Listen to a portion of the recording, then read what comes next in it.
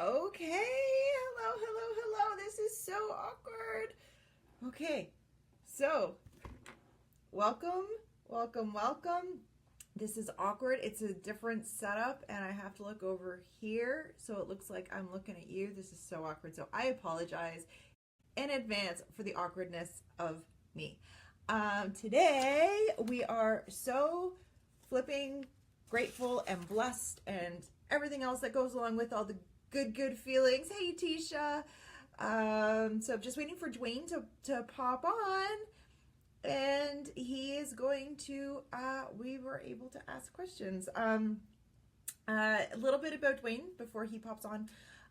He has a YouTube channel, Dad Surviving Divorce, and he's been doing it for it's a year back that as far as I could see the videos going back, but I had been watching him for probably that long. And from day one, he knocked it right out of the park. From day one. If you go back to his very first video, it is phenomenal. It's a phenomenal video. And I can see why people, hey Barbara, hey Evelyn, I can see why people are so, like they're taken by him. I can definitely see it because he doesn't let you stay in the victim mode. He validates, but he also gives very, very great advice for going to court and dealing with the kids and all that fun stuff that, thank goodness is in my past, but sadly it's like in front of a lot of you. So, I hope everyone had a great day as we wait for him. I hope everyone had a fantastic day. I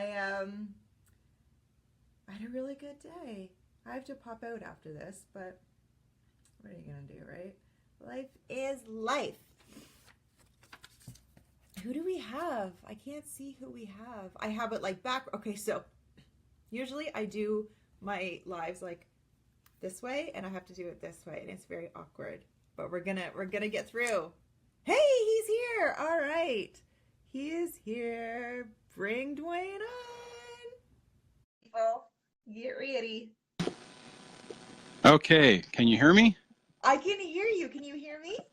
Yeah, well, sorry about that. I was having all kinds of problems, and I'm like, what am I doing wrong? So I think I got it figured out. Okay. So, Excellent. so Well, hopefully how everyone was your else can day? hear me as well. Can everyone hear us? Thumbs up if you can, please. Turn my volume up just a tad. All right, I think we're good. Sorry about that. I was just finishing up a different thing and running a little behind. Sorry about that.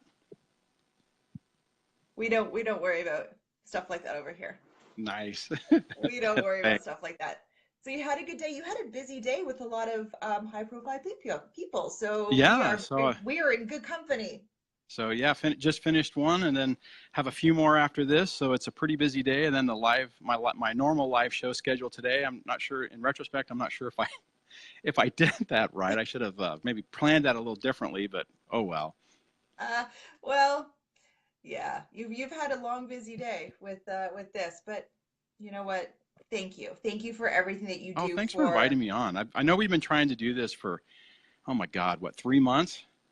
Yeah, it's been So I hope you didn't think that I had changed my mind. It was just that it was just the scheduling has just been tough. So just so everybody knows, I mean, literally what I did is I took today off, right? I mean, I'm like a couple of weeks ago, I had something scheduled. I'm like, all right, I'm taking Tuesday off. I'm scheduling everything I possibly can, and I'm doing it on Tuesday. So that's the plan. It's worked out okay. I need to good. do that every day. I need to win the lottery or something so I can do this Well, more. what we need to do is everyone go and subscribe to his channel and watch, so you can get pages from YouTube. Oh, there you go. Yeah, awesome. That would be lovely.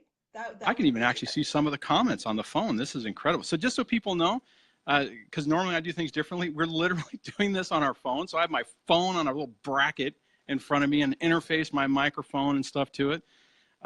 That was surprising that it would work, but it did. So hey, there we go. yeah, it was. We were trying to figure out the best way to do this, and for me just to pop him in was so easy.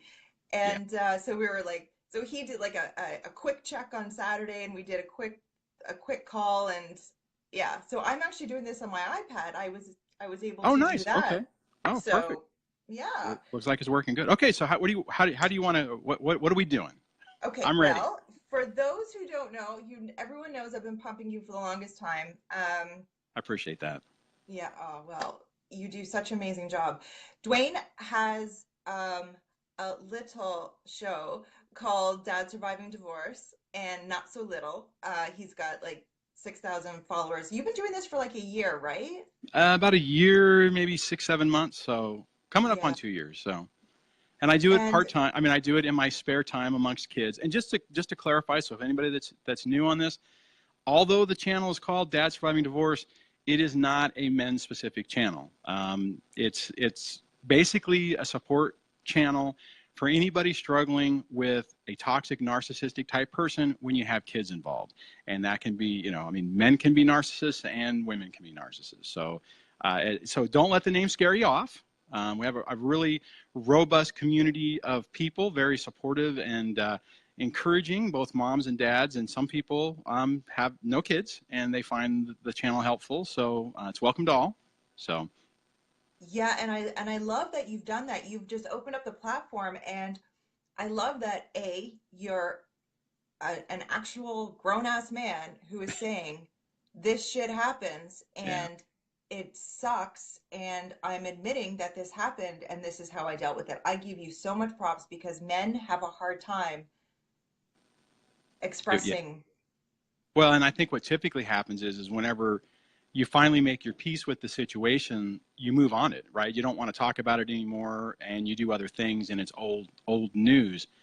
I think for me, I these situations are so devastating and difficult, and it was so hard for me to not have any understanding of what was going on that when I finally got through it, I figured if I can throw out a lifeline to somebody who's struggling in those early stages of this, maybe give them some hope that yes, you can get through this. Yes, it does get better. Because I think the myth on this or the problem is, especially on, I mean, I'm not sure if it's on the female side, but I know on the guy side, you get this mentality that it's like a cut, right? You cut yourself and it heals over, and yeah, maybe it still hurts, but that's what happens. You just muscle through it. And when your whole world has been ripped apart and the person that you think should have been by your side is now betraying you in the most evil, devious type way, telling someone, yeah, it just gets better, doesn't really cut it. So, Yeah. you Yeah, know, even though it does, and it does get better, we are both living proof that you can go on and live a fantastic life. When you're in it, you can't see it. no, you can't. You Yeah, can't you're you absolutely right. can't you can't see the forest for the trees. Um, and yeah, so you have to kind of guide people through and just let them know that there is a light, but you have to go through almost the alphabet of steps Yeah. to get Yeah, there. exactly. And to know that it's you you can heal through it in a positive way to where you don't have basically the shackles tied to you for the rest of your life. And I think if you don't process this the right way, if you don't deal with it and really heal from it, that's the risk, right? And just for your folks who are watching, my take on that is whenever you have a PTSD or CPTSD type response on something that ties back to that past trauma, that means you haven't dealt with it, right? And the problem with it is a lot of times you can kind of hide from it. You can convince yourself that you're better and stronger and everything's great, and then when something comes wrong and just goes beep, and everything just falls out of control, that's when you know. And that happened to me. I went through that. I did a live show with my girlfriend Debbie. Geez, Yeah, I saw that one. Yeah, it was a few excellent. months. Was it a month ago? I can't remember. No, it was in January. It was so January, around our anniversary actually, for dating. And one of the things we talked about on that is I thought that I was, I thought I was healed, and some things happened. I mean, as soon as the ex found out about this new girlfriend, she did some stuff with child support services, and just everything came crashing down. And that anger and bitterness and all those real emotions, raw emotions, really, that I hadn't really dealt with, just exploded. And I had no idea that was even going to happen. That's why I talk about that a lot, just because I think it's important for people to understand that that's a possibility. So when it does happen, maybe my hope is that you can look at it and go, oh, okay, all right, crap, this sucks, but this is what they were talking about. So it it makes sense. I see we have some people. I see some names I recognize. Gleet's on, and Laura Sullivan's on, and I think I even saw. And so I tried to drag some people over. So got some extra Oh, people that's here. So awesome. Well, welcome everyone. Welcome. Like this is awesome.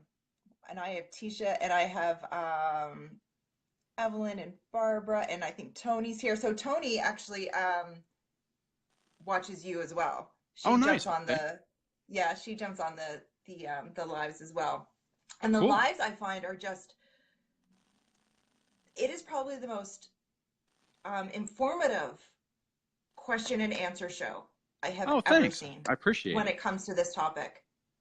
Well, Like it, it, I try. So thank you for that. no, you do such a fantastic job. Like it's just incredible how one little idea, and I think we both came from the same mindset. I was like, because what happened with me is I got married to one, Yeah. didn't deal with it. I didn't deal with it because no one else could see the problem. So I Right. just thought, okay, like there's not a problem. And then I ended up with another one.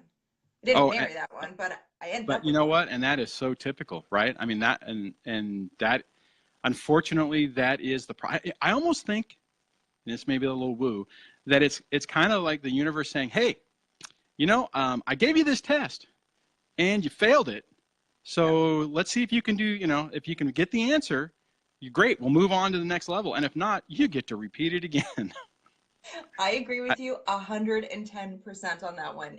I, It's your karmic lesson. It's your karmic lesson. And I know I yeah. didn't learn it the first time. So I had to get tossed another one. And a lot of people, that's why battered woman syndrome is such a real thing. Oh, It's such absolutely. a real thing because it's your baseline normal. Yeah. They Well, and don't that's what know you any. just said. And the sad part is, I think you feel comfortable in the chaos, right? I mean, that's probably where you grew up. Yep. You're in this relationship, so your idea of love is pain and chaos. And and the really okay, and the scary or the sad part about this, and you probably have experienced, I think most people experience this, once you finally break free from that and you're like, okay, I need to make that change, and then you find a relationship that is genuine, that is loving, that is, follows your boundaries, I mean, respects you, it tears you up, because when it happens, you've never experienced it before, even though you've longed for it and you wanted it. When it's real, and because what we're used to is we're used to the fake, right? We're used to the person who mirrors what we want and says what we want to hear, but then they do those little devious things that we're expecting. And it kind of makes you like, oh, okay, all right. But when somebody does the right thing and then doesn't do the evil things off the side, and I went through that, and it nearly destroyed my relationship with Debbie because of that. So, You're because I just awesome. couldn't, it was, yeah, because I couldn't deal with it. I couldn't understand how this person who I've just recently met is, not belittling me, is not, and I don't know if we talked about this during the live show, but there was a story at one point early on where she had come over, and I had made something for her, and I'm like, hey, try this, but you're probably going to hate it. And she's like, why would you even say that? I mean, I haven't even tried it yet. I mean, I don't, I might like it. Why would you even like, and it's like, I didn't even think about it till she said it. And it was like, you get so used to being belittled, being devalued, being, humiliated, that it's, and I think a lot of us do this, where we kind of get into this technique to where we're kind of preparing ourselves, right? Well, you're going to bash on me, so I'm expecting it. So when it happens, it won't hurt as much. And, that type of thing. And it's just, it's sickening how these relationships corrupt us and break us down. It doesn't mean we have to be there forever. It doesn't mean we're going to be stuck there forever, but Exactly. there is an impact. Oh, and it's huge, and it could take people years. Like, because Oh, if you don't absolutely. realize what's happening, unfortunately, this will probably be your story. But once you realize, like I watched your video on the moment you realize like when all the puzzle pieces slam down for you, Yeah. and I did the same thing. I started reading, I was like, this post came up, and it was on narcissism, and I was just reading it because I had time to kill, and I was like, oh my God, oh my God, Yeah. this is everything I experience, and it's not supposed to be like this. Like, this Yeah. is all wrong. Yeah. Like, it was, and so that was the aha, and I was like, no more. Well, and the sad part about this too is society wise, all those things are normal, right? I mean, all of those comments and those I mean, think about it. And I'm sure you can relate to this. How everyone says, like, okay, so on the guy side, oh, so your ex, or your not your ex, your wife or girlfriend nags you, they control you, they look at your phone, and no one stops to say, um, that's inappropriate. That's not what caring, genuine, loving people do, and conversely on the, if the guy's doing the same thing or ignoring you or whatever. I mean, it's like there has to be communication, but I think people put out there that this is normal so much that when people are going through it, you're like, well, okay. I mean, that's what Bill and Tom and Dave all say the same thing. And I'm sure the same thing when, women around and their exes are, doing whatever, it's along the same lines. And people need to realize that isn't normal. That isn't the baseline that you should accept and agree to and allow. No, no. Yeah, yeah. No has become my new favorite word. Right. Big Well, and fat you know what? no. That's like the biggest test to test if somebody's toxic or narcissistic is say no, put up a Yeah, boundary. And if they yeah, respect it, then they're, I mean, maybe they're a knucklehead, but whatever. But if they don't, or maybe they pretend that they do and then they do an end run around you, that is a bad sign. yeah. So, It's the no, and then it's the okay, but then you get the passive aggressive, or oh, they'll find a reason to, yeah, disappoint you in some way just because you said no. Guys, this is not normal. This is not normal behavior in a relationship, any kind of relationship, right. friendship, romantic, Yeah, exactly. anything. It's No, not that's a good normal. point. Even friends. I mean, if people are crossing your boundaries and not respecting it, that's a problem. Yeah. So, And trying to consume all your time so you can't have time to do anything else. Like, there are some people that I cut out of my life where I'm like, holy crap, this person like consumes so much of my time. yeah, Like, I can breathe.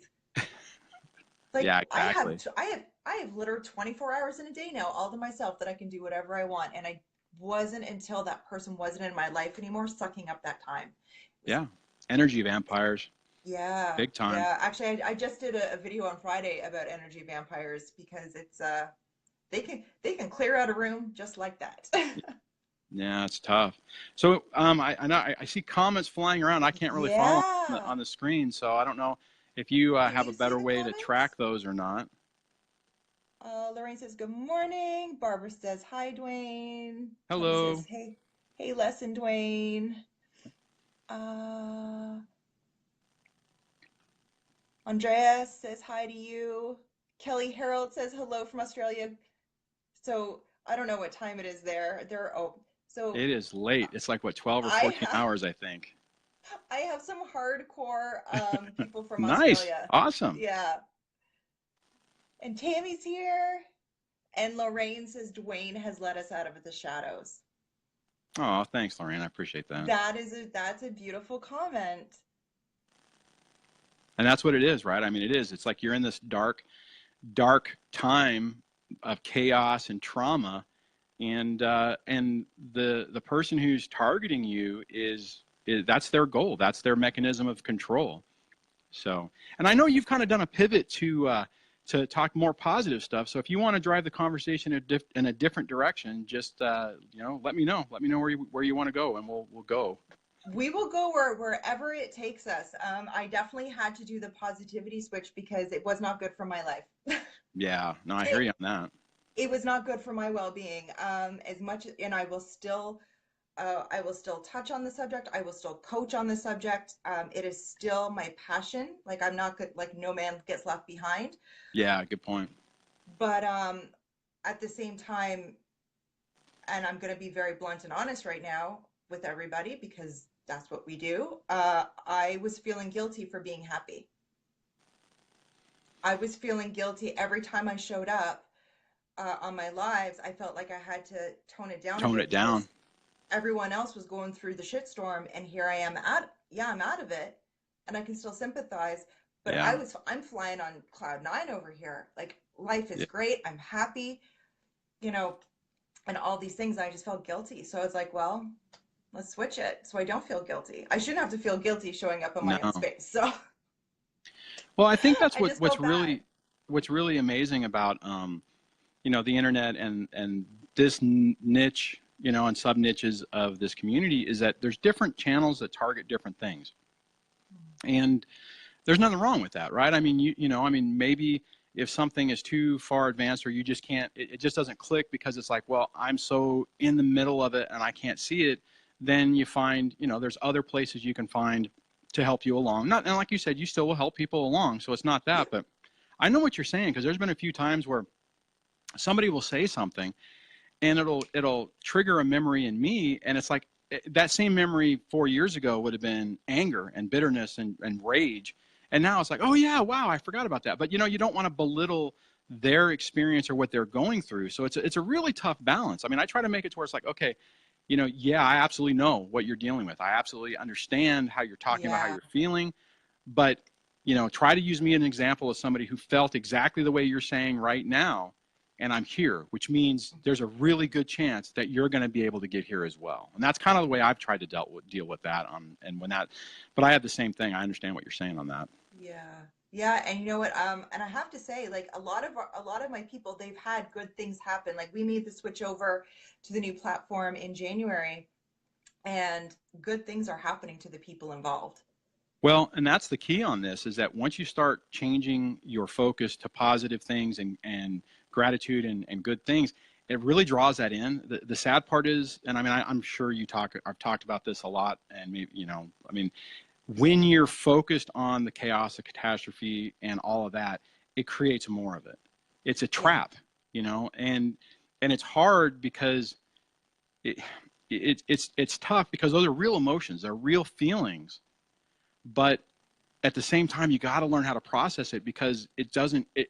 It's like I don't know, like the hand that reaches out from the grave and grabs you and starts pulling you down, and the sad part about it is all it really takes is instead of struggling from it, saying, you know what, you have no power over me anymore, and no, and it's like the hand will release. And I mean, maybe being a little too casual on it, but it's kind of that simple. It's like once you finally make that pivot in your perspective and in your mind, the the change is phenomenal.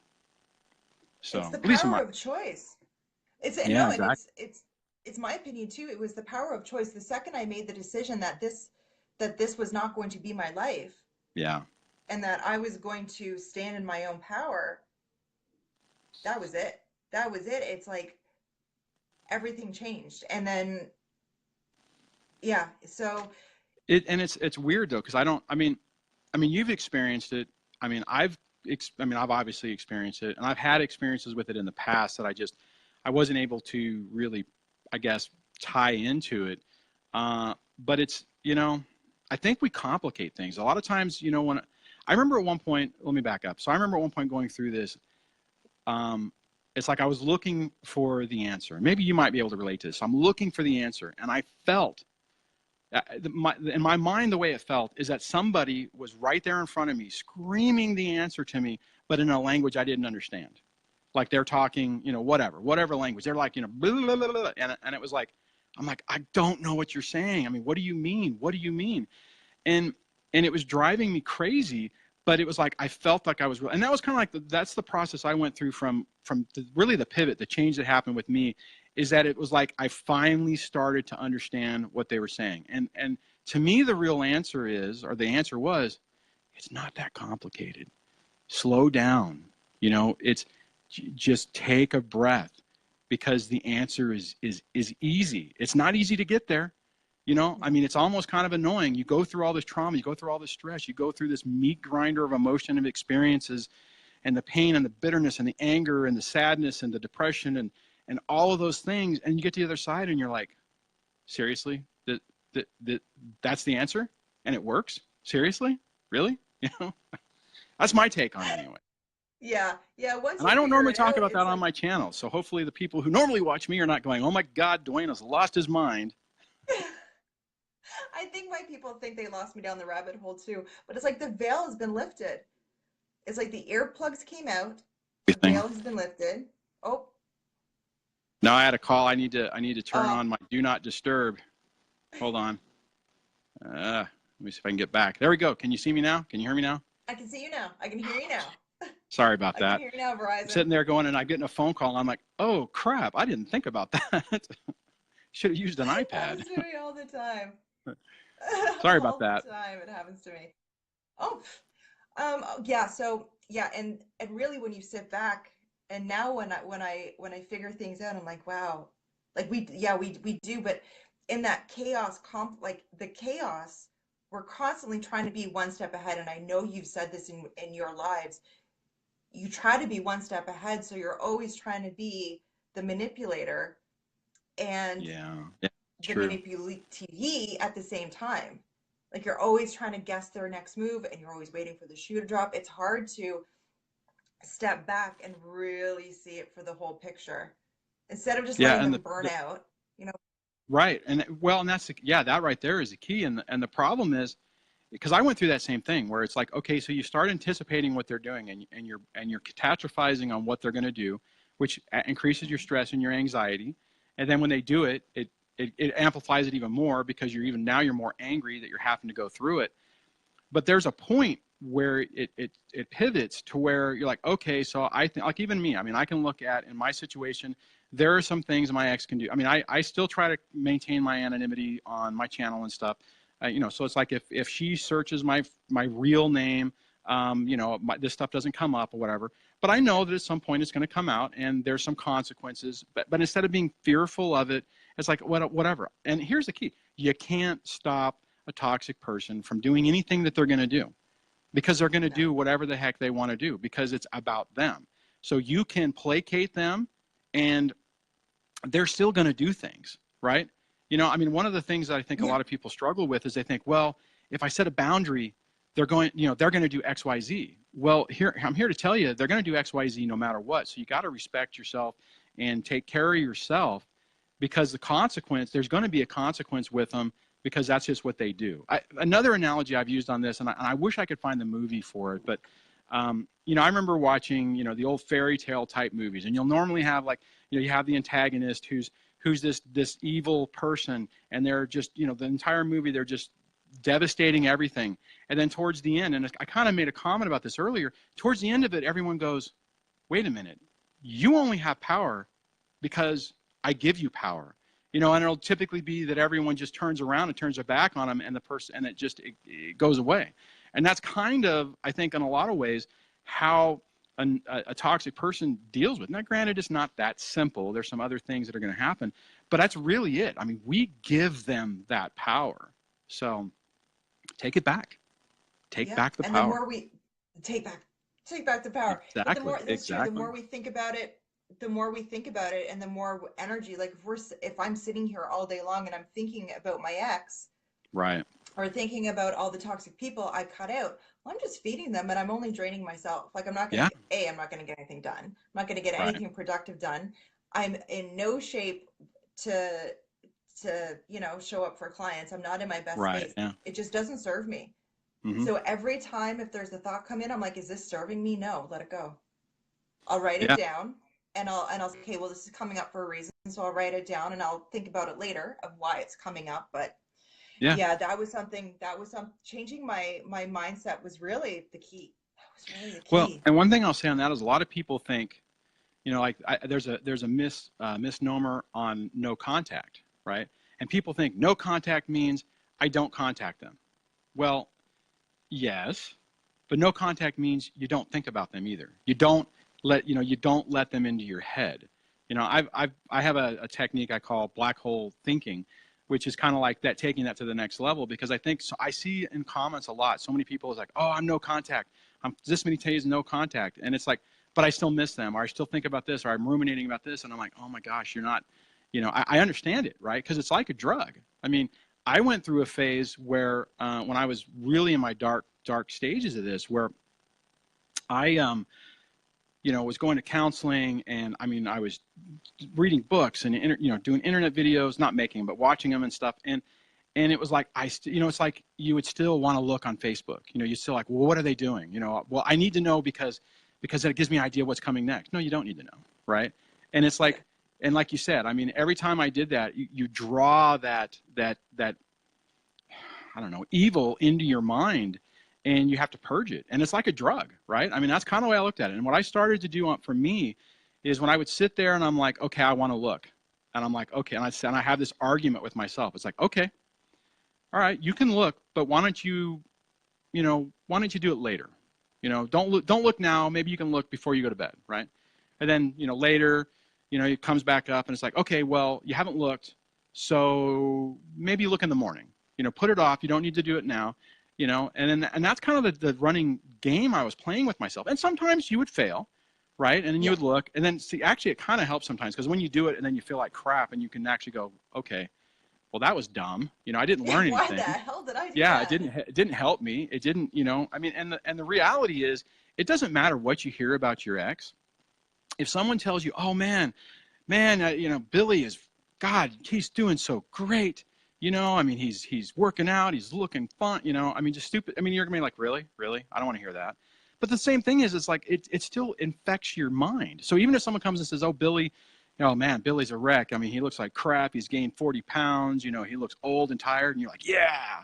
But it's still it's that anger and it's that bitterness. And it's like, get it the heck out of your life. Purge it out of there. Get them out. Bring in positive things into your life. Freaking change your direction and make it better. And don't allow them to corrupt it. And it doesn't matter. It doesn't matter whether they're won the lottery and or in a merit, whatever. It's irrelevant. What they're doing is irrelevant because it's all toxic, it's all fake, and it only is going to negatively impact your life. Sorry, I kind of went on a tangent there.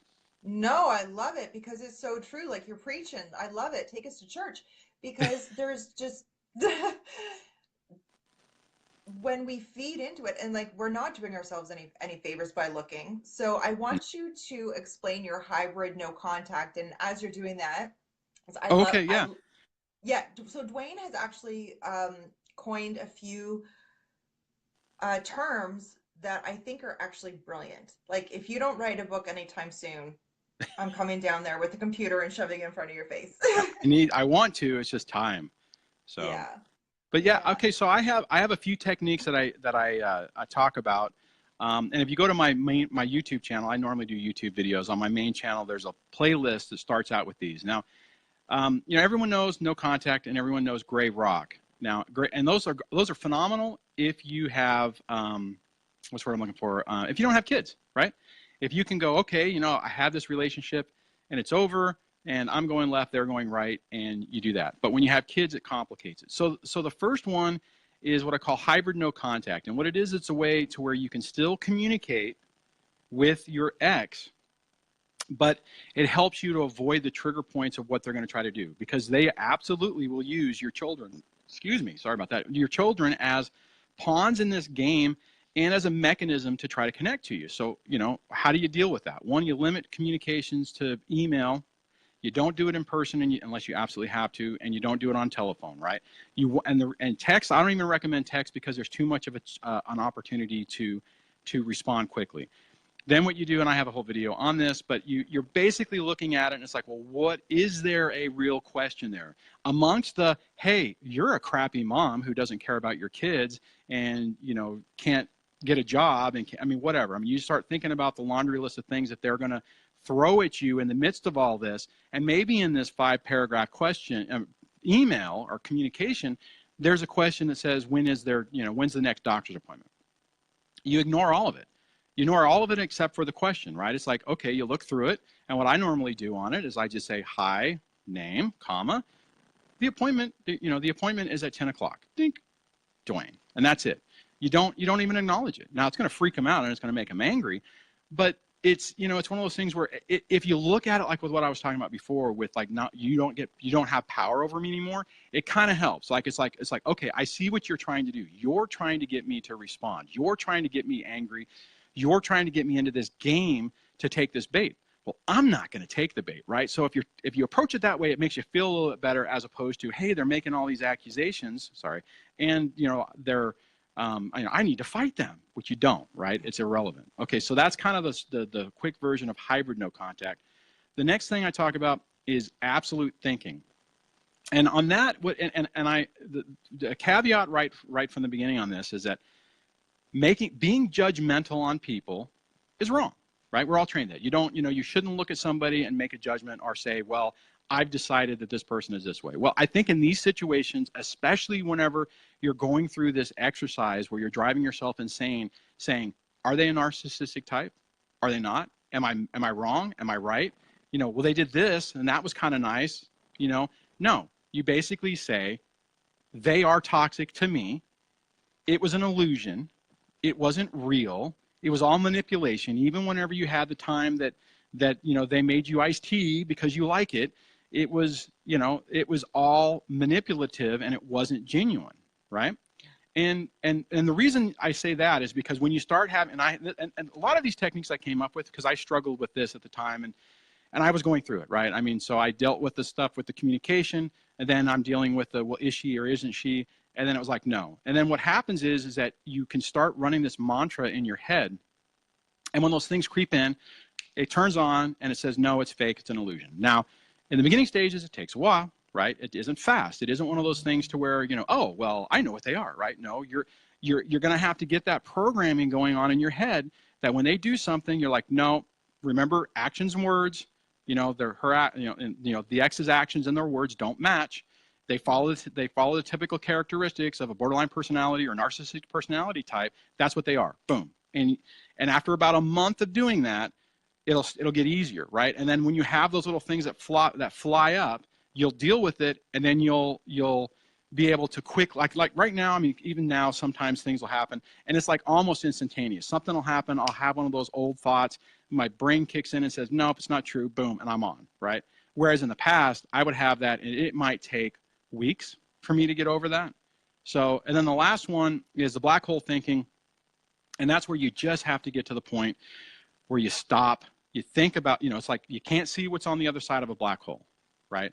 So your ex, when they're with your children, it doesn't matter, right? You put it out of your head. What they're doing, unless it's, it's putting them in to where you would need to call law enforcement to protect their lives, you have to let it go, because you will destroy yourself ruminating or thinking about what's going on. And then it's tough because when your kids come back, they're going to go, oh, mommy, daddy took us to, we went out to the beach and we went out to a nice restaurant and he bought us all new slippers and goggles and we went into the ocean. And you're sitting there going, seriously, this piece of crap won't, pay, I can't get child support and alimony at it and we're struggling. And, I mean, that's an example. And I normally don't like to use those type of things, but it's conversely the same thing, I mean, I've had it happen to me where the kids come back, oh, mommy's giving me an allowance. Mommy's, we went to the movies, we went and did this. And I'm like, seriously? And it's like, okay, just push it out of your head. It doesn't matter. Focus on your environment. Focus on your, on your environment, and focus on your relationship with your kids. Everything else is secondary. It doesn't matter.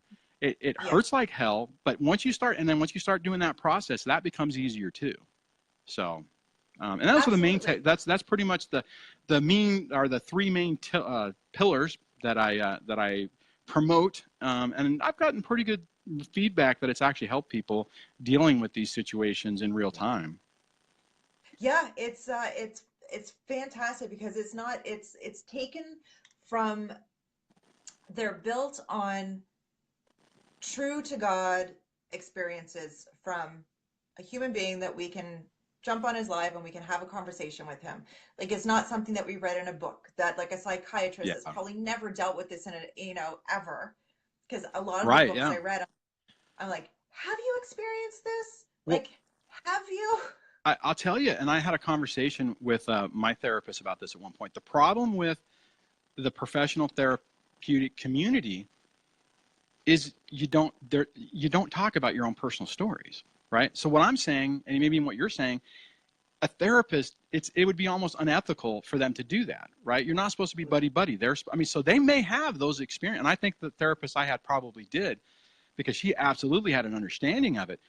But not once did she say, oh yeah, Dwayne, I went through this too. They can't, right? I can, right? I mean, so I think that's why if you can get a good therapist, and then you have, life coach or I mean, I don't technically do that, but you know, somebody else who kind of fills that other gap. I think it pulls it all together, and a therapist can't say that, you know. And I mean, if someone's writing a book, you know, maybe they have the information and knowledge, maybe not, you know, or maybe they're just like, well, this is what it says in the literature, you know. And if you Yeah, don't have an understanding of this, you don't understand how it feels. that's just So, it. And that's why a lot of us are left almost friendless because our friends don't understand, our family and friends don't understand. oh, absolutely, yeah, So, and true. that's where we come in. That's where we Hmm. come in. We will, you know, we will be your friend, your family and friends when the others don't understand. And you Okay, really so need, well, I just want to caveat on that. You really yeah, need, I mean, if you have a real live person who understands this, that's phenomenal, right? But you have to be careful who you talk about this stuff too, because if you do, you they don't get it, and they think that they think you're embellishing it, you're making it up, you're, you know, that it's just they don't have the concept or the capability to really process it. So, yeah, I had that a lot. They're like, and half the time I thought like, oh my God, like this thing just happened. No one would believe me anyways. Like I got to the point no one would believe me because the things he was pulling were so oh ridiculous yeah, that I thought, you know what? There's no point telling anyone. No one's gonna believe me yeah, because because they I didn't think even that it believe doesn't it. make sense, Yeah, right? because A, why Eh, would they do it? It doesn't even, and like it would take like a sick mind to think of something like that. And of course, as we yeah, know, yeah, yeah, and the tough part with that is it's really weird because they're able to orchestrate this illusion and you know, like smear campaign basically, right? And when you hear it, you're flabbergasted by it. So the way you respond, unfortunately, typically, it's like, oh wow, you know, Leslie is kind of weird, right? Or Dwayne is, yeah, I mean, he is kind of out of control or whatever. I mean, it's sick. I mean, because it's like you have to learn to take a poke in the eye and not respond and not react. You know, I yeah, mean, it's kind of like a bully, right? I mean, that's kind of what they are. You know, and yes, it's like, that's exactly what they are. They're just big old bullies, you and know, but with so much well, with power, your like life in once your, the problem is that they have your future and your life in your hands. You know, I mean, that's it. I mean, it's even if it's at work. I mean, because this stuff happens at work. Whenever somebody Yeah. has power over you, then the trauma and the stress of it is a lot worse. But you know, in a relationship, you know, they can control your money. They can potentially control your kids. You know, I mean, there's a lot of stuff that you get. It's easy to get fearful on it because you're like, oh my God, they're going to say this is going to ruin my reputation. I'm going to lose my job. They're going to convince everyone that I'm a horrible parent and I'll lose my kid. You know, it's like they're threatening everything that's important in your life, right? Oh yeah, yeah, yeah, And the sad and part they'll take. is that they don't really have as much, or the hard reality is they really don't have as much power as they think, as we believe they have in the beginning. Yeah, So, you know, and I mean, that's just it. When you can undo the power, when you can undo like bits and pieces, you're like, okay, well, do they really? Do they really? Because right. my ex wanted. Oh, I mentioned this to you in one of your lives that I had my marriage cost me $200, my divorce cost me 50 grand. Yeah. And I had to pay him. It was a 2-year marriage and I had to pay him. Oh, that's right. I remember you mentioning that. Yeah. Yeah. And That, at the end of the day, his main focus, like he had this planned out since day one. Like he had notes and numbers and things written out wow. of things that, you know, even having to do with my parents. Like they wanted to know how much my inheritance was because he said that was verbally agreed to him Oh, by my God. dad. And so, and what lawyer would put that in any kind of document? But she did. She put it in the Oh, document. yeah. They're like, we want to know. And the judge is like, her father could lose all his money tomorrow, so that's a non-issue. Like that, Yeah. But see, the thing is, the let's fear look at of the it is thing of real, though. fact. You know, I mean, and that's part of the part is like whenever you look at it, and I mean, so knowledge is important, right? So to really know what's realistic. I mean, sometimes there are some things that are not great that are realistic, you know, consequences, but most of the time it's not. Most of the time it's just fear mongering, trying to get you scared, trying to get you to settle because you don't want to deal with it Yeah, or you're afraid you're going to lose more. And a lot, this goes back to what we were talking about before. A lot of it is just taking a pause, taking a break, a breath, slowing down a little bit, And the sad part is in that, and I'm sure you can relate to this, is that the process is slow. So, but you got to embrace that, right? It's like, okay, this is going to take a while. It's going to cost some money. Just take a breath, right? And that's my best advice on that. So Yeah, great advice. Okay, so let's go into questions. Okay, so Barbara, my lovely Barbara. I have 3 kids with my ex-narc. I stopped the fight for custody a year ago and moved away with an agreement with him. He has not communicated with me for almost 2 months. I sent him a text and email that I would no longer communicate unless it was through email, which was brilliant good, of her.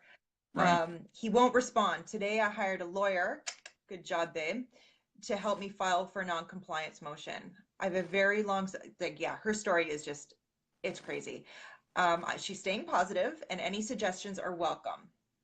So, Well, yeah, it sounds like she's approaching it the right way. I mean, so you have your boundaries set out. To be perfectly honest, the fact that you were able to, or he agreed to allow you to move, set you up in a much better situation, because now if he is going to say, oh, now I want more custody or whatever, well, he's already tentatively agreed to it.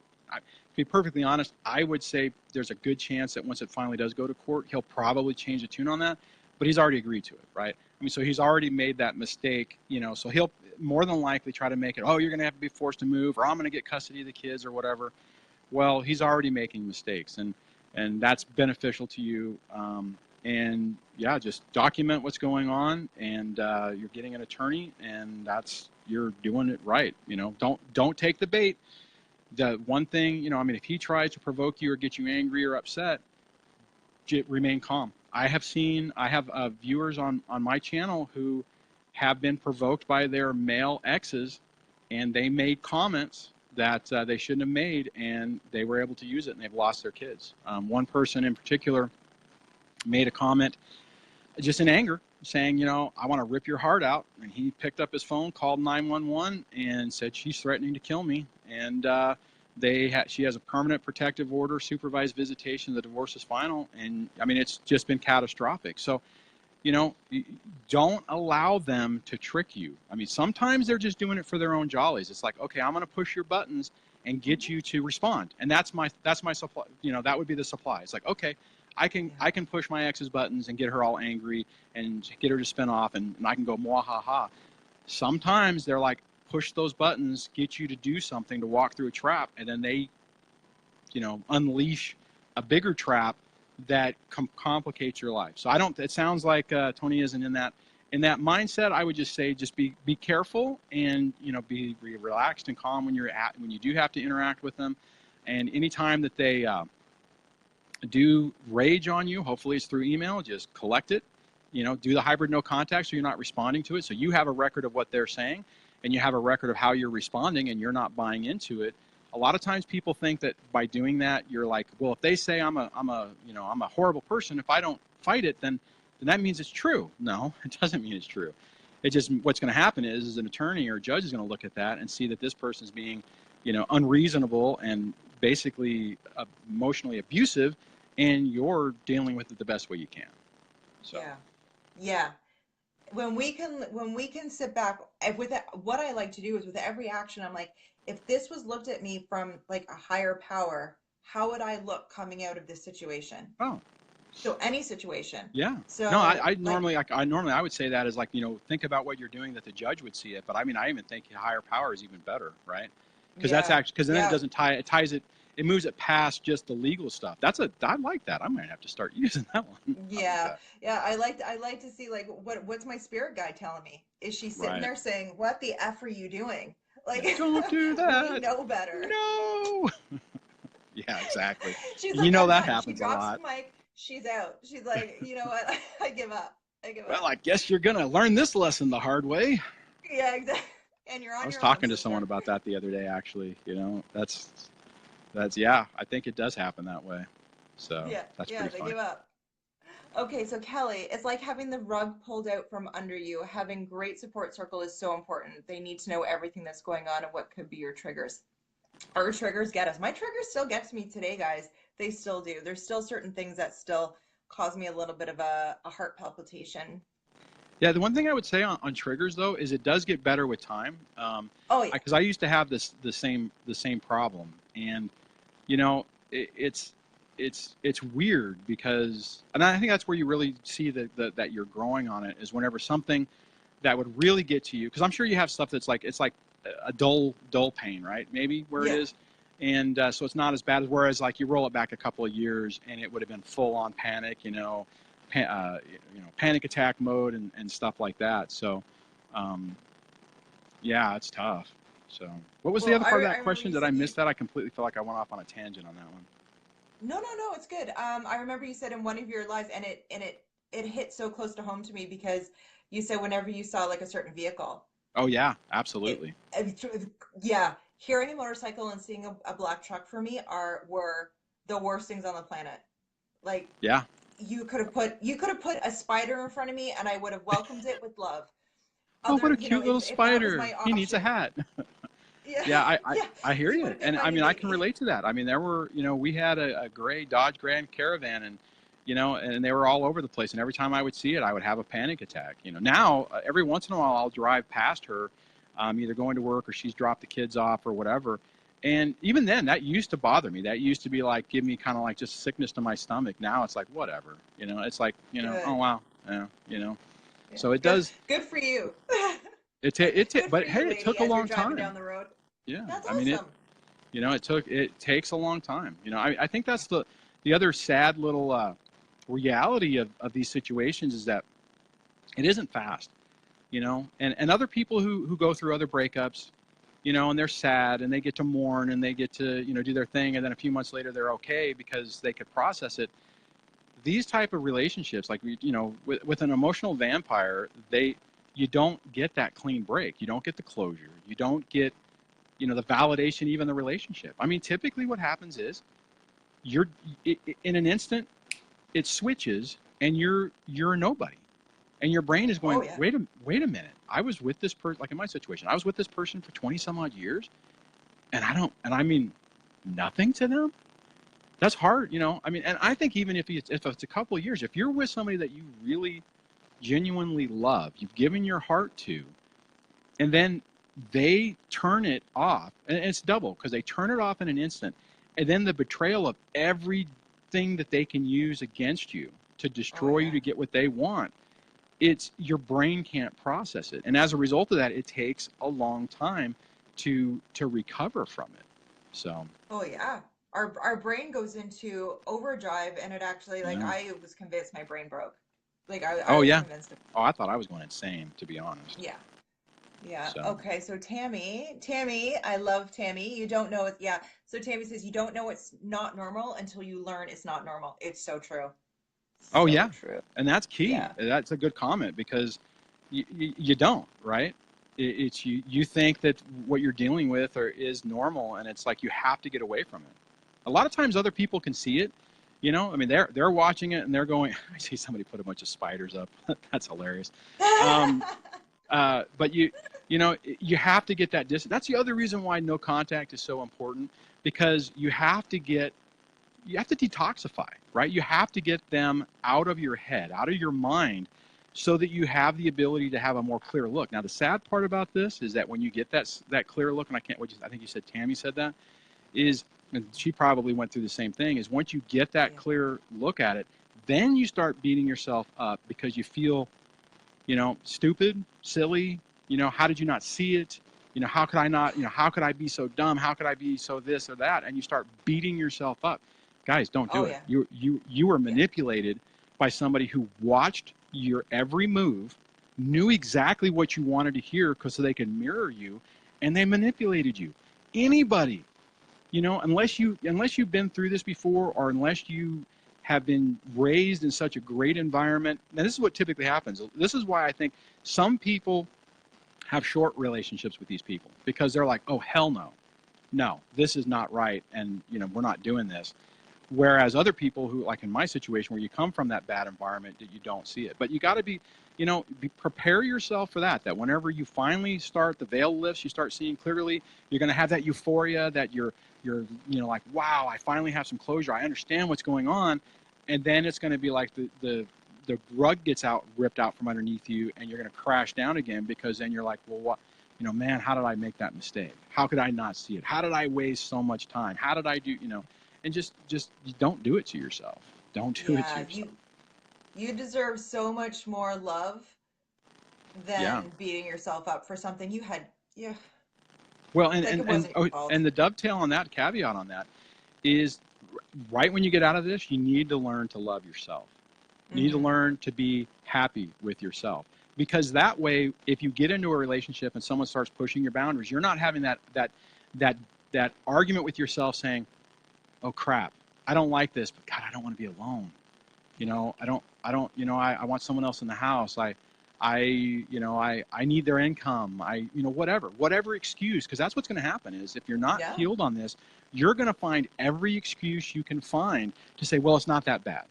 Well, it's not. And this is, okay, and I'll just throw this out here. This is typically what happens with people who go from overtly narcissistic exes. They move into a covert ex, right? So this person is even more in the, okay, and this is typical, right? You go from the overt, who's just, it's like, oh my God, and you get away, and then you meet somebody and they're mirroring you. They're telling you everything you want to hear. They're whispering into your ear. They're attentive at that particular moment in time, and it quickly goes away, as time goes on. Then what happens is they start slowly pulling that away, right? So you're not getting, the validation or the attention you want. And since you've had that negative overt thing, you're like, well, yeah, but at least he doesn't yell. At least he hasn't thrown a glass at me. At least he hasn't hit me. At least he hasn't. And but you have to be healthy with yourself, because you have to be able to look at it and go, you know what, Bill? I keep using the name Bill. I know, Bill and Bob. Yeah, Bill or Bob. I like the B's. But to where you can say, hey, this is a deal breaker. You know what? We need to talk about this. What you're doing, it's crossing my boundary. I don't feel comfortable with it. But you have to be able to do that, and have to be able to accept the consequences that, if they're a narc and you say no, there's going to be a rage. And if you do that, there's a good possibility that they'll discard you, or they'll basically say, okay, well, I've lost my supply from this person, and leave. Yeah. But you have to, you owe it to yourself to get to that point. Yeah, absolutely. And that's what happened to me. I had an overt and then I had a covert, and that was my Yeah. thing, because it was so different. Oh It was yeah. so different that I didn't see it. I didn't see it. And because I did no flippin' healing from Oh all the yeah. bullshit I'd had before, I was prime target. I was prime meat. Oh my Oh yeah. God. Yeah. It's understandable, because you're equating it to what you were dealing with before, and it's like, well, this is better, and then you're like, well, Hmm. everyone has problems. There's always issues with relationship. Nothing's perfect, and you start going back to what we were talking about earlier, where the societal things of what normal is, Yeah. and you accept it, and Yeah. it's no, And and no, they'll try and tell you that it's normal. They will try and yeah. tell you that this is normal, that all relationships go through this. Well, and Galit. relationships do go through things, but the difference is, it's like, so if you and I are in a relationship together and we sit down and have a conversation, if if we're not able to talk about it, and I don't know if you ever heard of the 5 love language books, right? Anyways, it's actually an interesting book, and it's one of those things that I was reading during mine, because I was like, okay, and it talks about the different ways people feel love, right? It's like some people, they want physical, and not that it's not sexual so far, but just the touch, the human touch is how they feel. Some it's like affirmations, like, hey, you're a really great person, whatever. Other things, it's like active service. It's like, some people, if you wash their car, they feel love, that that type of thing. And I had even on that, so I'm reading this, and I was trying to talk to my time wife about it. I'm like, hey, this makes sense. Let's work on this together, and figure this out so we can make it better. And the answer, and she loves to read. The answer was, no, I'm not reading that. I won't read that. That's no, I'm not reading what you suggested, right? And then that's the thing, right? It's like, somebody who's legitimately invested in the relationship will say, okay, all right, let's how do we work on it? Because you want it better, right? Yeah. At the end of the day, if I want, what makes me feel good is when I come through the door, you give me a big hug, and say I missed you, and then that makes me feel like 9,000% better.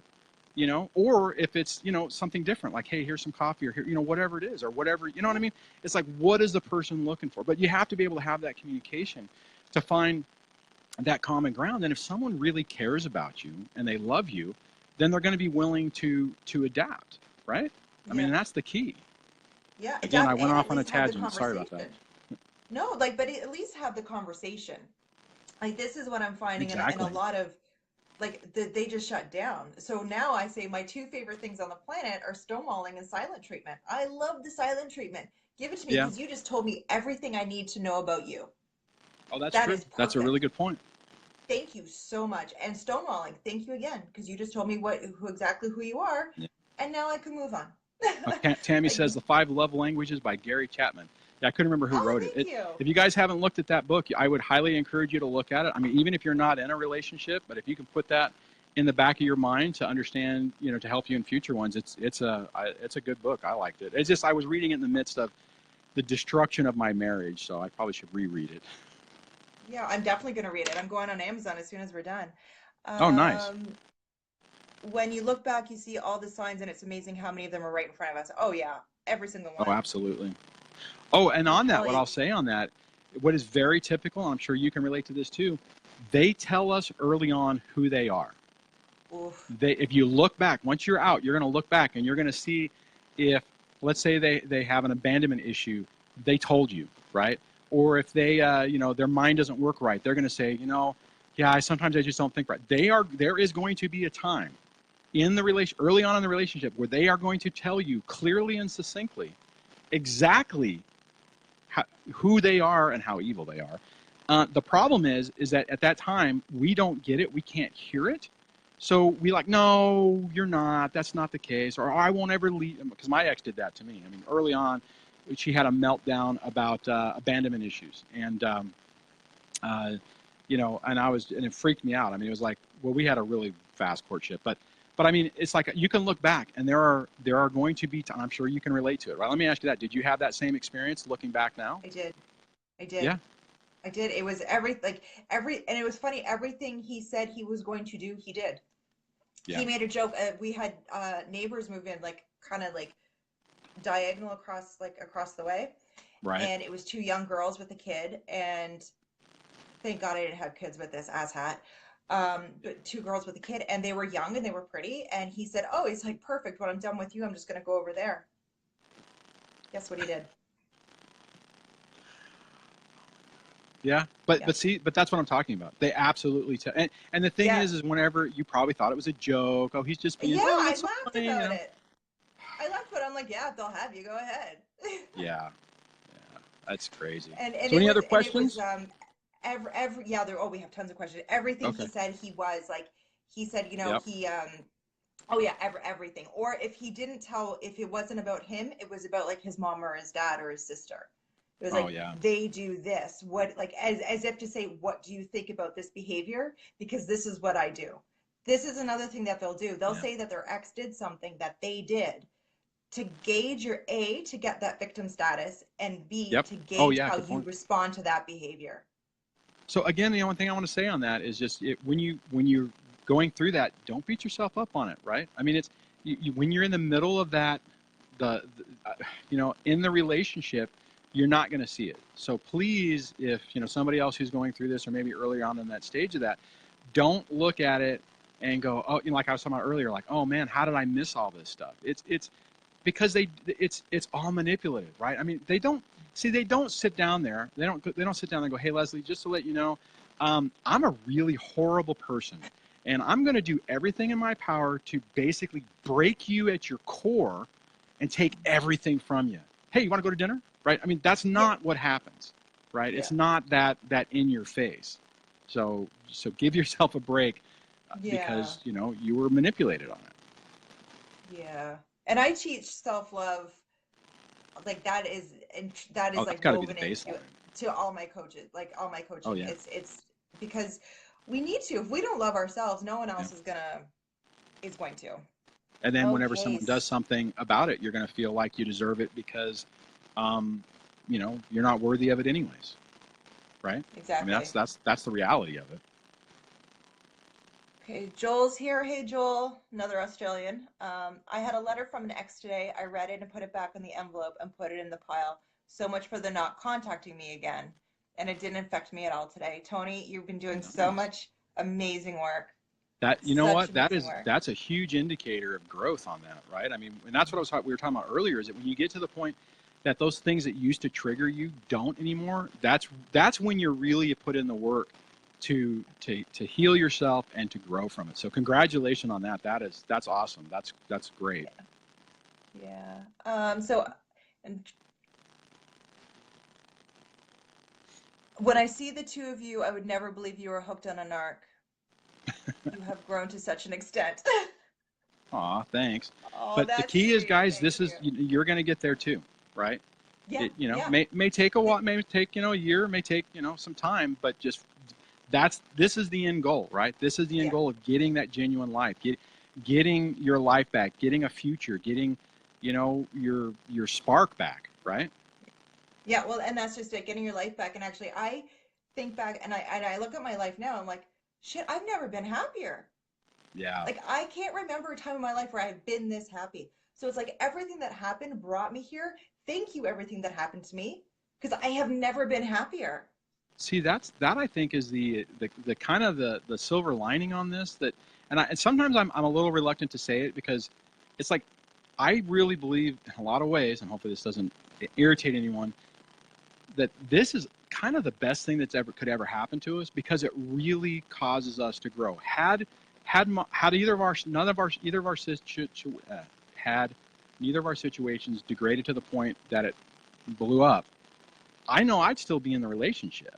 I mean, I was there for 21 years. I mean, I'd still Yeah. be there. And I wasn't, like you were saying, I wasn't happy. My soul was being slowly, drained of life. And it was horrible. I mean, so now life is so much richer and better, and the possibility going forward. And I mean, it's like, yeah, okay, maybe there's still, there's still things you have to deal with, but it's like a completely different. And until you go through something this catastrophic and then have to go through that fire of hell to get to the other side, you can't see the other side, right? Yeah. Yeah. There was a time I think back and I was like, this is it. This is it. Like, and death was a better option because I didn't Yeah. see, I'm like, I can't do this for the next 40 years of my life. Oh, God. Like No, I 40, agree with 40 years of that life, I was like, no, no, Oh, no, thank you. yeah. I mean, I remember every day driving to work was just, stress, and, it was not good. I mean, I don't, I mean, yeah, everyone has bad days, but I feel like my worst day now was like a good day or a normal day when I was with the ex. I mean, it's insane. So Yeah. Barbara said, now Barbara is having a little bit of an issue that her children do treat her the same way that their father treats her. yeah, that's going to happen. Yeah. And the thing with that is, you, and it's tough, right? Because and I've had the same thing, is you have to establish boundaries in your environment. Now there's a thing that, well, on transition days, I call them Groundhog Day effects. You don't necessarily want to, like, when they walk in the door, this is the way it's going to be, because it'll create a lot of strife. But you slowly want to basically integrate or put that in there, that hey, this isn't acceptable, we're not going to do it this way. And it takes time, and it's hard. It took me, I mean, like, right now things are pretty good. Whenever the kids come back, like, they'll come back tomorrow. Transition day is like, I mean, they can go spend a month with their mom, and when they come back, it's like they never left. Now, early on, that was not the case, but you have to establish those boundaries, and you have to be careful how you do it, right? Because you can't turn around and rage on them, because you're going to want to. You have to calm yourself down and get to the point that you can sit there. And the way that I would approach that, and the way I have approached that, is, not the first day, but the second day, is like, hey, hey, honey, I really, I mean, when you say that, it doesn't make me, it kind of hurts my feelings. Let's, don't really want that in my house, and try to change it that way. And I'm kind of doing this off the cuff, but you have to do it that way, because what you can't do is you can't go, you will not say that, your dad is blah, blah, blah, because it creates it's a triangulation move. See, here's the frustrating part. What your ex is doing is Barbara, right? What her Yeah. ex is doing is setting your kids up as little bombs, sending them over to your house, and then when they do their thing, it's a triangulation move to pit you against your kids. So you have to play this good cop, bad cop, mode to where you're trying to balance everything. And it's hard. I mean, it is really hard. But what I will tell you is once you start doing it, and it takes time. Kind of like the same thing I was talking about. It takes time with the absolute thinking to kind of reprogram your head. You're going to have to be consistent on it. You're going to have to show, kind of have to show it. You're going to have to show that you don't respond negatively, and deal with that way. I saw a comment that just popped up from her, and I'm trying to. Said she goes, they live with him except my oldest, that is 16 years old. He had kind of brainwashed them against me, and that's typical. And it's hard to undo that, but you can. You just have to do it. It's a slow, methodical process, and it's really tough because you have to stick with it. It's not one of those things. See, here's the sad part about this is you're not going to be able to sit down any of your kids and have one conversation with them. You're going to have multiple conversations with them. You're going to have to demonstrate your pattern of behavior isn't, what your ex is trying to say, because I had to deal with that too. And it takes time. Over time, it works. It's just really hard. It's really hard. Yeah. Well, she says, I'm definitely in a much better frame of mind, which she is now, thanks to Les. No more Aww. negativity and fighting. I just have to do what's best for my kids at this point now. Yeah. And you're doing the right things, Barbara. You're doing all the right Absolutely. things. Yeah, exactly. And it's good that she has somebody to help, like basically be a mentor or coach to deal with that. Because when you're trying to do this type of stuff solo, it's hard, right? Because the problem is until you have people, I mean, I'm sure you've been talking with her about this, until you have someone who basically kind of maps it out to say, this is how you deal with it, and this is how long it takes, you're doing it in the blind. And you're like you're getting attacked. You're getting attacked by your kids. You're feeling, I mean, you're dealing with it in the moment, and you feel like there's no escape, that there's no way that you're actually going to be able to do anything. And when you're in that mode, your anxiety is so amped up, you're so stressed, that to be able to make that calm and rational decision is really hard. So kudos that she's got you to in her corner to help her, because that's critical. So glad to hear that. And Tisha was saying that none of her relationships were ever normal, and I don't think mine were either. Now that I look back on all like the past 40 years, I'm like, nothing was normal. Like it was all nonsense. But she's like, now she's in a great relationship, so the healing works. Like the healing works. It does. And you and Debbie, like. Yeah.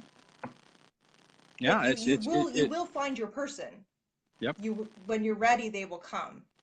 Yeah, exactly. That's definitely seen that. So even with other people, right? It's like whenever you finally are okay with yourself, it's like well, and I'm sure you probably talk about this. It's like you've accomplished that task. Now it's time. Life is ready to bring you to the next level, and the next thing comes into your life. Now, if it's one of those things that you're talking about, like, probably in your earlier relationships, and this would make sense, is you had these bad relationships, and you dealt with them, and they progressively got worse, right? Because you didn't, maybe you dealt with this little issue, and then this little issue, and then it's like, okay, the universe is saying, you haven't really got it, so let me just put this on you so that it's like smack you in the face to say, hey, wake up, this is what's going on, and that's typical. Yeah. So, unfortunately. Yeah. Mike is one of my long friends, almost 30 years in the making. Once you realize that you've let them have control, you can just take it back. Yeah, absolutely. It's hard though, right? And the flip side that I'll add on to that is when you start taking back control, they're going to morph their tactics. So if you set up a boundary, they're going to push it. Or let's say you have kids and you establish your boundaries, they're going to start using the kids. I mean, they're always going to find a way to try to come back in to exert control and create chaos. I mean, that's unfortunately what they do. Just want to throw that out there because sometimes people think, and I know I went through that. It's like, man, I got this figured out. Yay, it's great. And then this flaming arrow comes from the side and you're like, whoa, where did that come from? And then whenever she started switching her tactics to the kids, that was really tough. And on that, after all of that, then she switched the tactics to try to attack Debbie. I mean, it was just, it's amazing how these people just don't stop. And it's like, what the hell did Debbie do to anybody? Nothing. Yeah. Like poor Debbie.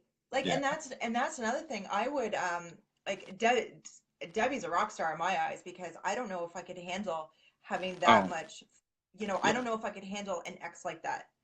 I, You know, throwing the person I love under yeah. the bus, throwing me under the bus, the kids, the like just the chaos. But now I don't tolerate chaos. I don't tolerate Right. drama. I Yeah. don't Exactly. tolerate Well, seeing that, chaos. seeing that's the hard part. Seeing that's the risk, right? I mean, because realistically, had I'm trying to say how am I trying to say this, but it would have been completely valid for that relationship to fall apart. For Debbie to say, you know what, Yeah, that's too much chaos. You're a great guy, but you know, call me in 3 years, 5 years, or whatever. And to be honest, yeah, I kind of expected her to do that. To be honest, at some point, because it was pretty. It was the you know the first year and a half was pretty tough that we were together. So yeah. Well, I'm sorry that you guys went through that, but I'm so happy that you guys are still together. That yeah. speaks volumes. Speaks volumes. So Kelly says not thinking about him is hard when it's the father of your five daughters. Absolutely. Oh yeah, that is tough. Jackie, I went no contact with mom. Just when I'd be doing great, she'd call and have a message. Are you still playing the game?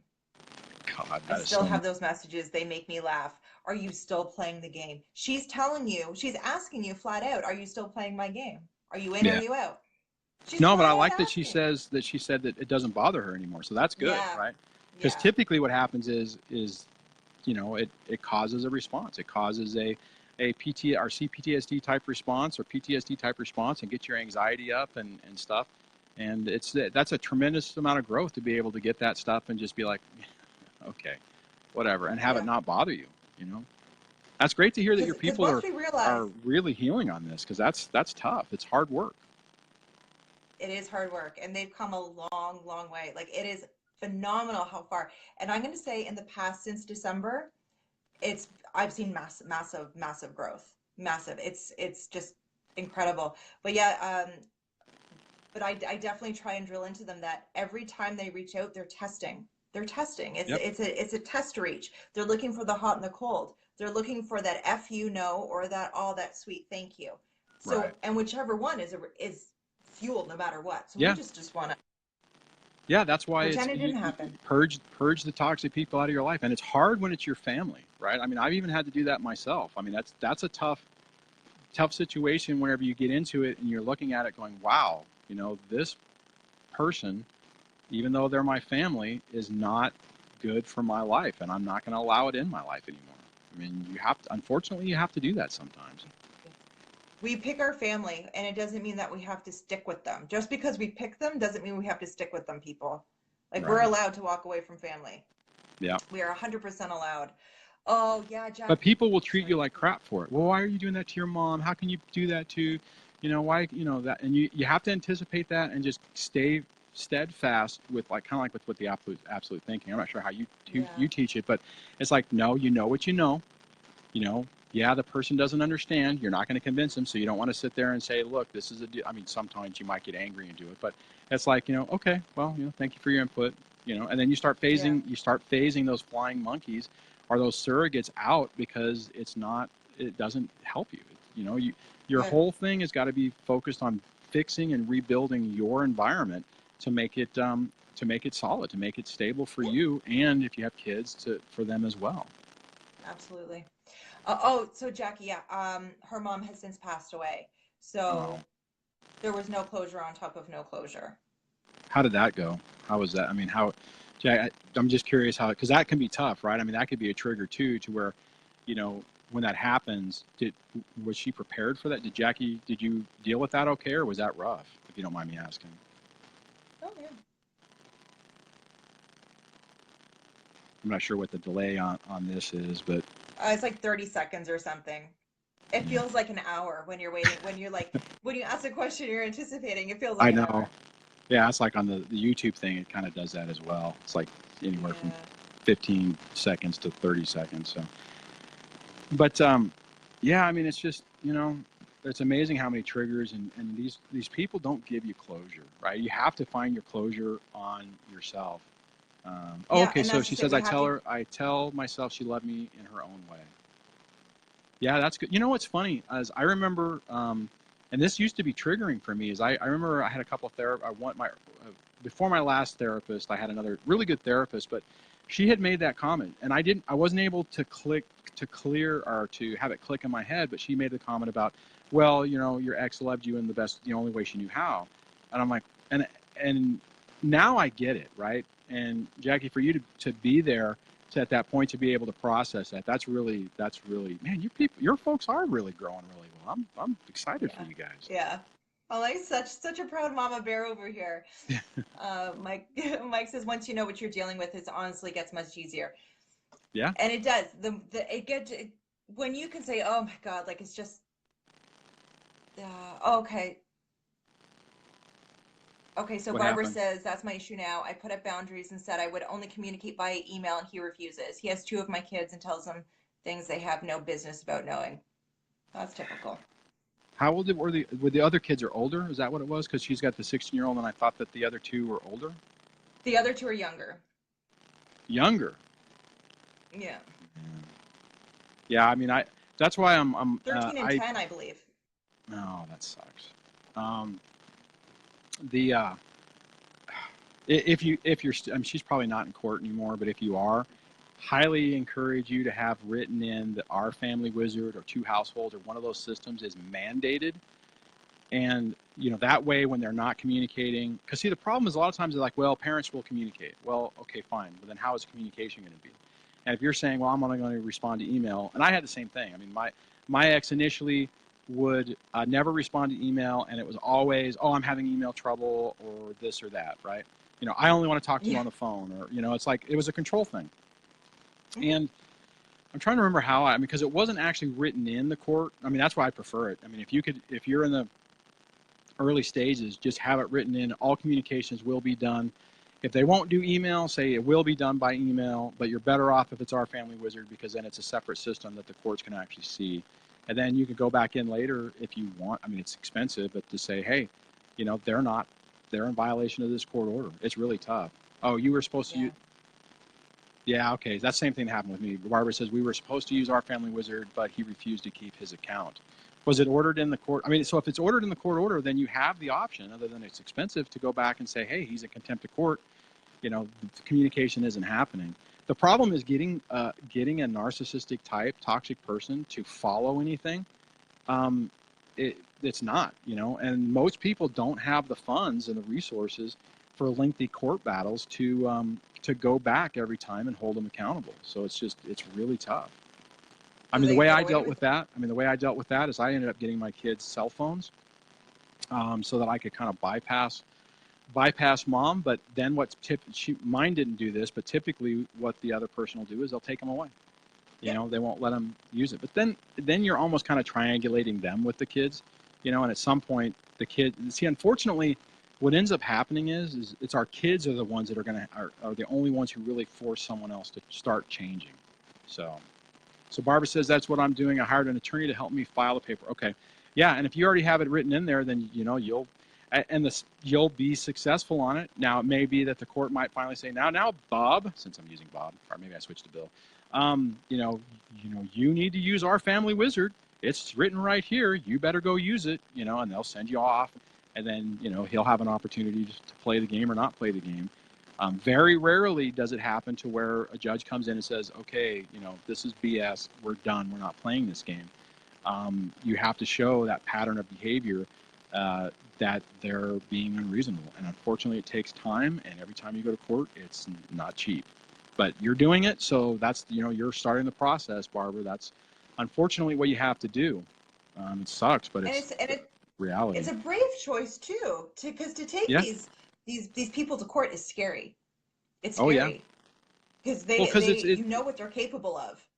Yeah. Well, it's opening Pandora's box, right? I mean, and that's the other caveat on that is that every time I've seen one of my subscribers who had they had their ex boxed into a corner, they had all their documentation or whatever, and they go to court and it doesn't play out the way they anticipate. They still technically win, and I have to talk with them and remind them of that. But it's not, a lot of times we're expecting that Thor's hammer is going to come down and just smack this person, and it unfortunately typically doesn't work that way. Now, I'm not saying not do it. You still have to set your boundaries, right? Because he's pushing the boundaries and he's trying to play games with it. And unfortunately, that's you either let it go and you ignore it, which obviously that's not working because he's also alienating the kids, or you fight it, and you have to set those boundaries. So you're doing what you have to do. So Tony said he's supposed to just be doing emails, but he texts, he sends letters, he does this, he does that. And so she just said like he can't take anything else away from her. So she's like you can't take anything else. So she's just, yeah. And Tony's been doing awesome. Tony is on the fast track to Nice. do Good. her healing. Oh, that is awesome to hear. Yeah. And that's the thing. Once The you get to the point that you get to that point, they don't have any more control over you. They can try, and sometimes they think they can. Sometimes if you can let them think that they're having control, they'll just focus on what they think is working. So sometimes that's a tactic. But yeah, I mean, once you get to the point that they can't, it's like, okay, your lips are moving. Does it really matter? Does it impact me? No. Okay, next. Right. I mean, that's kind of where you get to. So that's awesome. And I don't know if that's your motto in life, but I'm like, does it change the cost of milk for me? No, then it's not my problem. That's a good one. I like that. I'll have to remember that one. Yeah. So. Sure wish I found you two years ago. I'd be sitting much better than I am financially. Jackie, you can always change your financial situation. You can change your happiness, and with your happiness comes more financial. We can talk about that. And what I would say on that is, because I mean I hear that type of comment a lot, is I really think that a lot of times we have to go through this to get to the point that we are at the breaking point or the pivot point or whatever to change, right? So yeah, you're absolutely right. I mean, if I could have, if I could have seen this information 20 years ago or 25 years ago, I would have made different decisions, but it wouldn't have brought me to where I am now. And I wasn't able. Right. The decisions I'm able to make today were not decisions I was able to make 4 or 5 years ago, which absolutely were not decisions I could make 10 years ago. I mean, so, sometimes we go through these things and we have to have these experiences to get to this point. So, it's part of that whole process to help you learn it and move on, right? Some people have a hard time with math, right? You have to take multiple classes, you get a tutor, you do whatever, and then you finally get it. It's kind of like the same thing. I don't know where I came up with that analogy, but it just popped in my head. Are you a math dude? Come on. Okay. Kind of, not really. I used to like math, Dwayne, not so much now. Yeah, I like numbers because it's either right or it's wrong. That's what I love about numbers. That is a good point. That is an excellent point. Dwayne equals Master Warrior. Thank you for that. That's pretty funny. Okay, so Mike says, so when he was in his relationship, which I'm privy to all the ins and outs of, I was shocked I hadn't seen it. Then he was more angry that he'd been played. Because Mike is not one. If you guys knew Mike the way I know Mike, you're like, how the hell did this happen? So I don't want anyone to say, oh my God, I can't believe this happened to me. Because it happened to someone that I look at and I'm like, there is no way someone's playing your fiddle. There is no way. It's like this, and it happens. So I don't want anyone to, and it's not, it's funny because at the right time. I did have a conversation with with my therapist at one point. I'm like, how in the world? I mean, at the time I was a senior manager, had supervisor worked underneath me, had 300 people that worked for me, and I mean, I played these political games at work all the time. I mean, it's like, and I was just like, how did this happen? How did I fall for this? I mean, it's like, and I didn't, at the time, I still didn't know about narcissism, but I was just like, I don't get, I mean, and the answer was like what you just said. It's like, it happens, because you think that person that's behind you has your back. You think that they're your partner in crime, so to speak. I mean, you guys are in it together, and you're like, you take it as a given. That person that you picked is there for you, and you don't expect to be betrayed by somebody like that. And so you don't look for the signs. You're fighting the war in front of you, and you don't see what's going behind. It is so normal. So please do not beat yourself up on that one. Yeah, if you're beating yourselves up, we need to have a conversation. Kelly's also being scared of choosing the wrong person again. Me too, Take your Kelly. time. Me too. Yeah, and there's no rush. No. Yeah. But you know what? But just to stay on that point for a moment, the problem is a lot of people feel like there is a rush. It's like, oh my God, I'm in my 30s, I'm in my 40s, I'm never going to find anybody. I'm going to be alone forever. And then see, when you get into that mode, then you become at risk of picking a toxic person because you haven't validated yourself. So give yourself the time, take it slow. Hell, even, Debbie and I mean, we're 4 years dating, not even, I mean, it's like we have some long-term plans, but I mean, it was, and I'll tell you right now, if it would have been one of those things where she said, okay, we need to get married now, bye-bye, it wouldn't have, no, it's gotta be slow. Take your time, build it. So, sorry. Absolutely. Yeah, no, it's so true because like that's my thing too. I'm like, well, I'm good on my own, and someone better Yeah, be pretty damn special to come in and disrupt this, environment. So, yeah, you know absolutely. what? I'm just taking it as it goes. Kelly says, I've been so brutally blunt and open with my wants and needs. I don't, she doesn't, she said, if Joel was a classic narc, I should have figured it out by now. Kelly, I promise you, Joel is not a narcissist. But Joel and I have but been see friends that, for a but while. that's I mean, that's unfortunately that's the way you need to do it, right? I mean, and it's not just being mean. I mean, it's like, you have to validate your wants and needs and stick with what's important for you, and it's Absolutely. critical, right? And She if did it somebody's right. not willing to do it, then then that's not the right relationship. That's not the right person, and that's okay. And it doesn't There's necessarily billions of people. it doesn't even necessarily mean that they're toxic or they're narcissistic. They just might not mesh with you, and that's not. I mean, Exactly. it doesn't have to be that, right? But you have to. But you have to. If you have to have those conversations and have those boundaries to make sure that it's going to work. That's Absolutely. exactly what you need to do in my Yeah. mind. And when we're here and we're sitting on this side of the fence, damn right, I'm gonna put someone through the paces. Yeah. It's someone is, I'm gonna say no and I'm gonna be blunt and I'm gonna, you know, possibly walk away if this isn't working. Like it is very, there are billions of people on this planet, and not everyone I meet is going to be my soulmate. So Right. some of them are just not good. 99% of them are not going to work out. So Yeah. 1% will That's a good work out. point. Yeah. That is actually a really great point. And when those warning flags or those flares start going off, listen to them. I mean, I think that's the biggest mistake that most people in toxic relationships go through is that you had things where you're like, because I mean, I did too. I mean, I remember like right before we got married, there was a meltdown, I think one of the abandonment type issues. And I was like, is this a good idea? Yep, it's a good idea. Let's do this. I mean, it's just, I don't know I if you was had that, but actually I certainly did. I was going to ask you because when I was, before we went on, I'm like, okay, like what, okay, Les, what do you want to ask him? And I was going to ask you, did you have any like really huge doubts before you got married? Because the day before I got married, I was like, I can't do this. Like, I literally can't do this. I had six people at my wedding, and I was saying that six people too many. Wow. Six people too many. I was like, I don't want to do this. I don't want to do this, but I You did get caught it. up in it. You think you're supposed to do it. And yeah, I mean, I didn't want to let anyone down. because I know, I mean, my relationship with my ex was really fast. We met in like August of '89. Well, a little bit before that, but first date was in September of '89. I joined the Air Force in November of '89.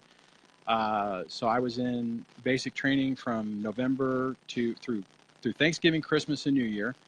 And she had come out to see me in tech school. And at the beginning of that, I'm like, this is too fast. We got to slow down. And by the end of the weekend, I had convinced myself that we absolutely had to get married.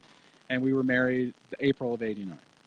And I mean, we were married for 21 years. I mean, or 20, almost 22 years, so but it was, yeah, I mean, there were multiple times so there was that time in the beginning where I was like, something's not right.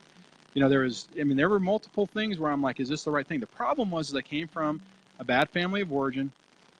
I was like, hey, we picked each other. We're in this together. She mirrored everything I wanted, told me everything I wanted to hear. So I was convinced that, this was the one. And then even through it, I mean, even as things happened, I made excuses and I picked, I rationalized it. I mean, I remember one point early on in the relationship, like 6, 7 months into it, after we were married. I'm trying to remember because I went to Spain first. So we were in Spain in like June of '89. So right before Desert Shield and Desert Storm. And I remember thinking to myself, I don't remember what happened, but I'm like, I understand why people cheat now. You know, when you're being rejected emotionally and physically by your spouse, that is the most cruel, meanest thing that you can ever do to somebody. And I remember thinking, I'm like, I will never cheat on somebody because that is cruel. But right in this moment, I can see why a person, a man or a woman, would turn around when they're being basically rejected and discarded by their significant other, that they would find it someplace else. I just wouldn't do it. I mean, I should have. I mean, I think she was trying to destroy the relationship early on. And I just was like, nope, we're in love. People have problems. There's issues. We're going to work through it, because fundamentally the baseline situation is we love each other. And that's what destroyed it for me is, 22 years later, when I was like, hey, wait a minute. Do you care about me or the marriage? And I didn't say, do you love me? I said, do you care about me? And is the marriage important to you? And the answer was, I don't know. Oh. Holy shit. I'm like, we've been married for 21 years. We have 3 kids, and you don't freaking know? I'm like, yeah. What? So and yeah, how that long pretty haven't much. you known for? Yeah. Like, if Oh you yeah. don't know No, right then now, there was how games on long that. haven't Then you there, known for? yeah. Yeah. No, I think it was. So, I mean, see, then there's all the subterfuge and covert crap and passive aggressive stuff. And what I ended up doing is I'm like, okay, I'm going to start believing everything you say. So it's like, you say you're not interested in me. Well, that happened in 1989 when we were in Spain. So, you can't blame it on weight. You can't blame it on whatever, because I was I was 19 years old in the best shape of my life. You know what I mean?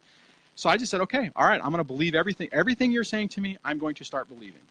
And the marriage destroyed rapidly after that. And I actually am the one who left. She was irritated at that because she wanted to be the one to discard me. And I finally was like, you know what? I'm done. I waited a while, and at one point I asked a question again. It's like, okay, is this relationship? Because one of my therapists had said, hey, if you ask the question if the relationship is important and the answer is anything other than yes, then the answer is no. So I asked a question, and I was like, okay, I'm done. And and even then, I still had hope that the relationship would fix, right? That we would figure something out. And it was like, and then as it progressed and the discard happened, the smear campaign happened, and the constant poking in the eye, and just the brutal reality that it was an illusion. It wasn't true. And that hurt. I mean, it hurt a lot until I started to learn about narcissism and realized how these people operate and how it's a pattern of behavior. That gave me some closure, but it still hurt. I mean, it still hurts whenever somebody you loved and would have done anything to, you really come up to the realization that they don't really give a crap about you. And it could be your mom, it could be your dad, it could be your brother, it could be your wife, your husband. Yeah. So Jackie says, so what sorry, mine cheated was a tactic to control me into thinking I'm nothing. Yeah, absolutely. Who's that? Unfortunately. Jackie Elberly, I think, if I'm reading that right. It just popped up on the screen. I can see comments on the screen, like 2, and that's it, and then it goes away. So. Oh, Kelly says 19 years with my ex. Some days I feel like it's going to take 19 years to undo all the thoughts about myself. Let Dwayne be the poster child for it doesn't take 21 years to get over a 21-year marriage. Yeah, it doesn't. It takes a while. I mean, it does. Yes. And what I would say is, I think what I've seen with the folks on my channel is, especially the ones that come to it with the beginning of their divorce, their growth is tremendous, right? So I think that once you start finding, when you find somebody like me or Leslie, and you're hearing stuff and you're like having these aha moments going, oh my God, that's my story. You're finding somebody that's going to help you navigate this and help. You still have to go through, you still have to do the work. I mean, it's not going to be, you can't be spoon fed, but it can rapidly accelerate your growth and your healing. So book Leslie's time so she can help you out. Book it. And also, I just want everyone to take away what, I don't know if you guys caught the holy crap, I need to take this as a life lesson. If you're asking someone, do you love me or do you care about me? If it's not a yes, it's a no. Don't take the I don't know, the maybe, the this, the that. If it's not a yes, it's a no. Yeah. Yeah, take exactly. Take that for life. That is your huge life takeaway today for life in general. If it's not a yes, it's a no. Yeah.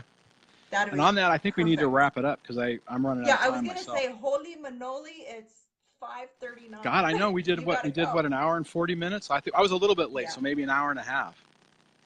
Sorry about No, that. I no, didn't. I'm like trying to figure out how to get into it, so I was late. Sorry about that. No, I came on at 4. I think you were like 1 minute behind me. So we Oh, went okay, for an cool. hour and 40. Holy Oh, crap. nice. All right, Okay, good. so that's awesome. And it went by so quick. So what we're gonna do is we are going to upload this to YouTube as well. Don't worry, guys. Comments do not get thrown up on YouTube. It's just the video. So you're Oh, yeah, safe. that's true. Good point. Yeah, Okay, and you're we're gonna safe put that there. on my. Do you have a YouTube channel or not, or is it going? It's I just we're do gonna put it on mine, right? for Okay, so both. will we? For both, so I'll send Yeah. it to you.